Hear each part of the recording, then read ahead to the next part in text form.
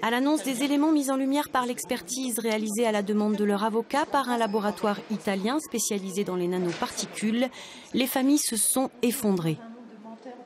Il y a des particules dangereuses dans ce vaccin et par conséquent, aujourd'hui, vous avez de quoi faire en sorte que vos enfants soient convenablement soignés.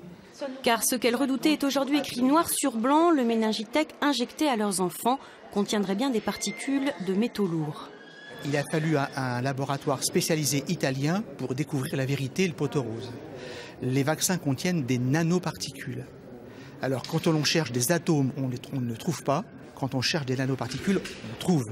Et on trouve des quantités absolument innombrables de métaux lourds qui expliquent très facilement les pathologies des enfants. Des particules qui, selon l'expertise italienne, auraient pu contaminer le vaccin lors des différents cycles de production et de traitement. Aujourd'hui, si tous ces nouveaux résultats apportent quelques réponses aux familles, ils n'en apaisent pas pour autant leur colère. On dort quasiment plus.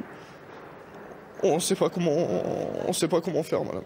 Concrètement, on ne sait pas. Aujourd'hui, c'est un grand pas qui avance dans notre dossier, mais on le sait pertinemment que ça va durer encore quelques années. Et comment on fait? C'est en gros, on est perdu. En tant que parent, on est perdu.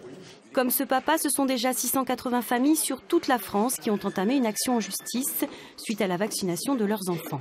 Elles n'ont personne comme interlocuteur pour répondre à leurs questions.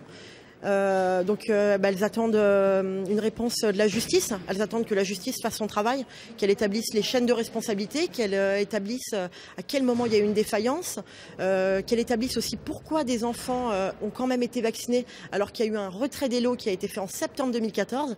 D'audience en audience, la liste des victimes potentielles s'allonge et les expertises contradictoires se succèdent. Aujourd'hui, une chose est sûre, la bataille juridique du Méningitech est loin d'être terminée.